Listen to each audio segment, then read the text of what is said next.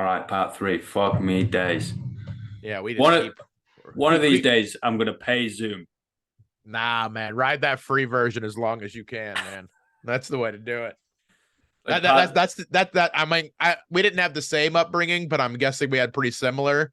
I'm guessing Northwest England is very similar to Trailer Park in Indiana. You fucking pinch those pennies, man. You do what you can. yeah, man.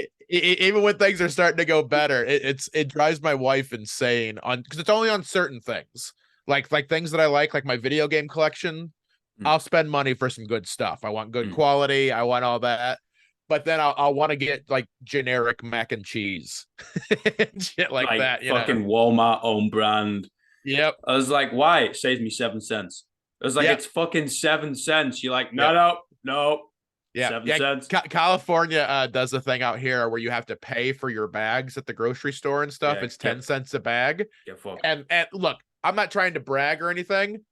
I make dimes. All right. I got lots of 10-cent pieces just laying around.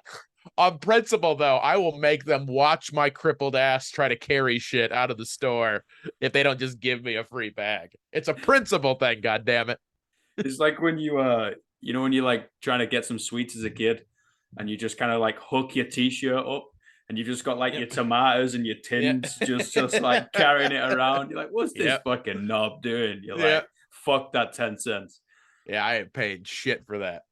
I just robbing me. I'm like, fuck it, I'm not paying you for that. Like, no way. And if I get caught, I'm like, you're gonna charge, you're gonna make me go back and give you like 20 pence or whatever it is. Are you really gonna be that guy? Yep, that's what we're doing right now. Fine. It's like, okay, Yeah, like I man. said, it's on principle, man. I can afford the dime, but fuck you. Yeah, I'll do on principle. Like if I go to the supermarket, right, and they've increased the price by an amount that I do not deem sufficient, right? Right. They're like they've increased it by, I don't know, 20 fucking 8 pence, right? It's like, whoa, hold on a minute. Like inflation's not that much. You don't have to fucking jack it up a couple bucks or something crazy, right? I just won't buy it. I'll be like, I'm not eating cheese for a month. Fuck them. Yep. Fuck them. Yep. I've got a cheese boycott. I'll do the same thing. My wife has kind of pulled me back a little bit on that just because she doesn't want to be stuck in these whatever bullshit I'm going through. She doesn't want to have to suffer as well.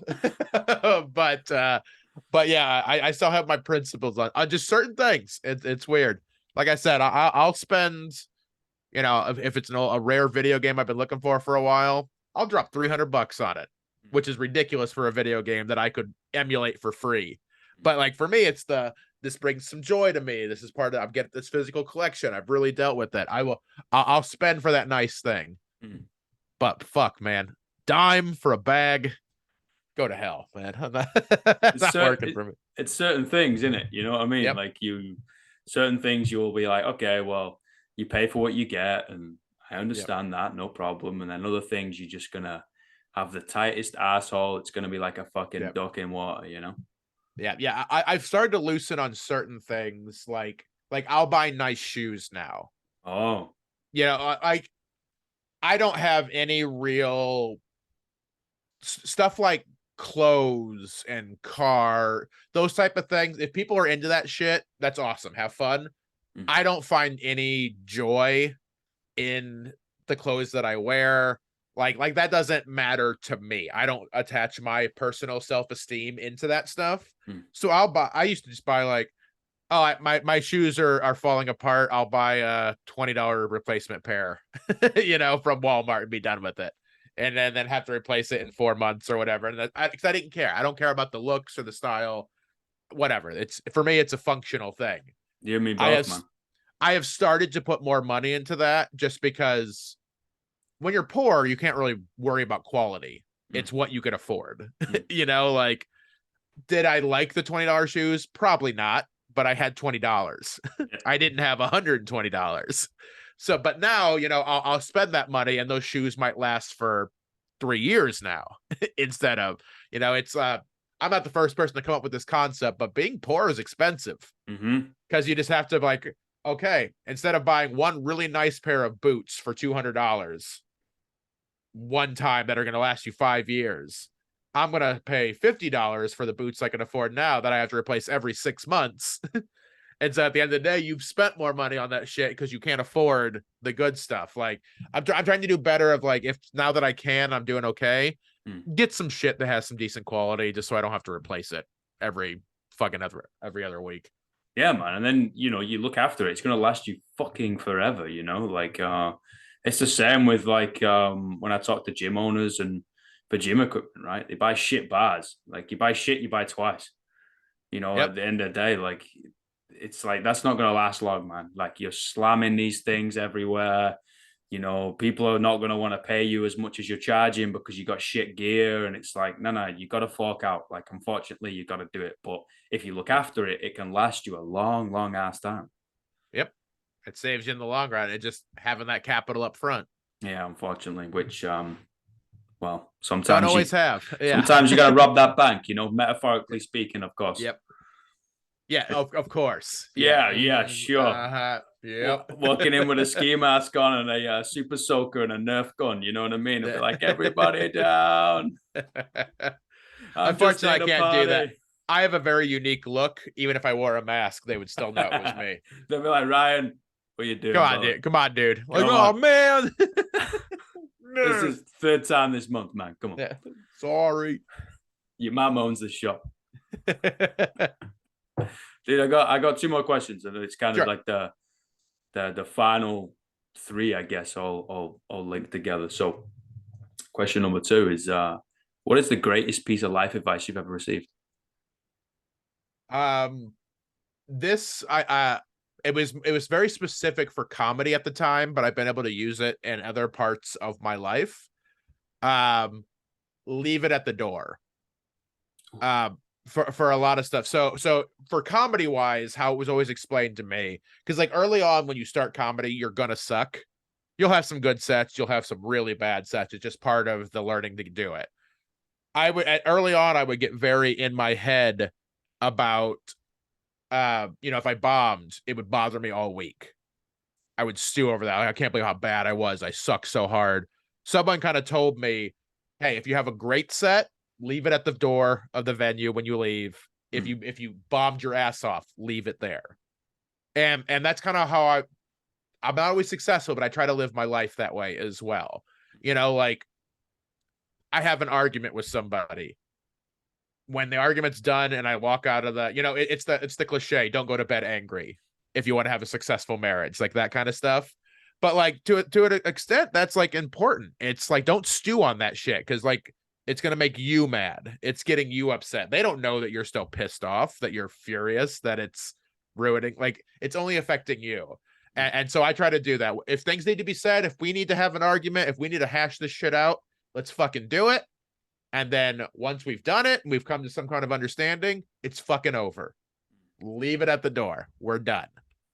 That's so for comedy, it's been very effective. And I think just for life, it's been very effective as well. Just, hey, try not to hold those grudges, just leave it at the door. Don't let yourself get walked over. If it needs to be said, fucking say it, get it out there. But when you've said your piece and you've heard what they've had to say, fucking leave it. We're done. Because that anger is only gonna fucking eat you alive. They don't, once you leave and you're still pissed off, they don't give a shit. You're not strong enough to do that voodoo that's gonna ruin their goddamn day. You're only ruining yours. Just leave it at the door. Yeah, for sure, man. It's gonna impact your family as well, right? And that's why I'm a big advocate of like, let's have the hard conversation and let's let it get elevated.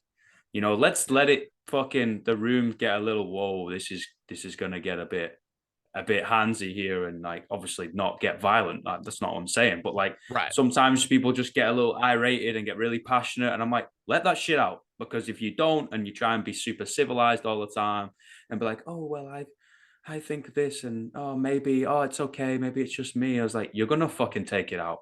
You're gonna take it out of the room. Right. Yep. So it's just like, let's just be irrational human beings. And you're going to take it out on someone who doesn't deserve it. 100%. I sometimes when people are like, we'll go back to talking about being mean to service industry people. Sometimes the people are just assholes and that's how they are. Sometimes you're mean to your fucking waiter because you're pissed at your wife or you're pissed at your boss. You're pissed at somebody that you don't feel you can go after that way. So you take it out on other people, which is not fair. It's not fair to anyone else. No one else needs to be. I learned that no one else needs to fucking be in my fallout because I'm pissed at something else. I could have come in here all super pissed for some reason. It's not your fault, man. We're just meeting. We're just getting to know each other. You don't give a fuck if a comedy booker was mean to me or my wife and I had an argument this morning. That doesn't matter. It's not your fault. You didn't do that. Shit, we just met. That's kind of hot. So yeah, leave that shit at the door, everybody. I like that. I like that a lot, man. Last question. What's the worst piece of life advice you ever received? Oh, fuck. This will sound silly, but never give up. Because there's certain things, I think self-awareness, I always preach it. I've talked about it a lot, even during this conversation. You need to know when you're fucking done. Mm-hmm. Because, and I'll say that, again, a lot of that applies to comedy. There's this mentality that like, if you just grind and you never give up, you're going to make it. Sometimes you start something and you're passionate about it and you realize it's not going to work. Are you really doing much for yourself? Banging your head against the wall because you're not supposed to never give up. The amount of because I used to use that for like everything, and I would embarrass myself chasing after girls who had made it very apparent that they were not interested in me that way, stuff like that, where it's like, yeah, if I never give up, I think I'm gonna wear her down and she's gonna realize no, sometimes you're just fucking done and you need to just be over with it. Sometimes, my original dream was to be a pro wrestler.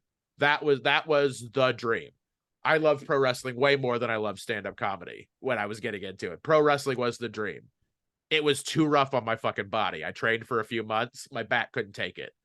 I realized pretty soon that no amount of dreaming was going to make this work.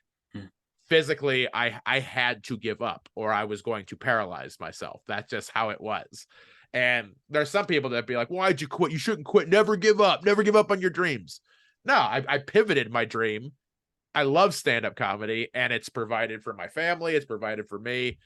I've got to inspire and entertain thousands upon thousands upon thousands of people. I think I did a good job giving up on my first dream.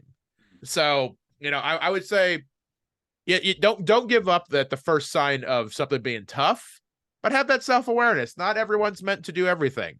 There's a lot of things that if my dream was to be a Major League Baseball pitcher, that fucking shit was not going to happen. No matter how hard I tried, that's not the thing. So I think never give up is a bad, and I realized as a kid with a disability, because that shit would drive me insane when people would say things like, oh, never give up, or like, you can do anything you put your mind to. No, I fucking can't. I have physical limitations that mean there's a lot of things I won't be able to do. That's just reality. That's not giving up. That's not having a negative attitude. I think you set people up for disaster, because if you tell them to never give up and they don't give up and they still fail because they're not meant to be doing that, they're supposed to be doing something else that they will exceed at, you're going to fuck them up. You're just going to mess with their head. So quit telling people to never give up. Tell them to keep trying shit until they find something that they're great at. Then fucking attack that thing. Love that, man. Big dog. Thank you. Absolutely. Appreciate you, my friend. Thank you so much, man. Like, whenever I get stateside, I'm going to have to come to a show. Absolutely. Let me know. I'll give you 10% off tickets. Oh, I got you. Go fuck yourself. I'll pay full whammy. I have a baby coming, man. I can't be giving shit away for free. What are you talking about? You got to support you, man. I'll be paying full whammy. I'll just heckle the shit out of you. Perfect. Yeah, is that you're paying for the heckle? Got it. That's where that 10%'s going, Well, in that case, you're getting comped forever. All right, fuck that. I'm not. I ain't dealing with that shit. Face on the wall, and now you're not allowed in. You're not on the guest list. Not this guy. Nah. Nah, no English people. You're like, whoa. Yeah, then people will think I'm xenophobic and I get canceled. It's a whole thing. So that's fine. I'm Northern. It's all right. We're used to it. Okay, got it. Appreciate you. Appreciate you so much. Thanks for having me on. Thank you, man. We'll speak soon. Yeah. Sounds good. Appreciate you. All right, man. Peace. Bye, everybody.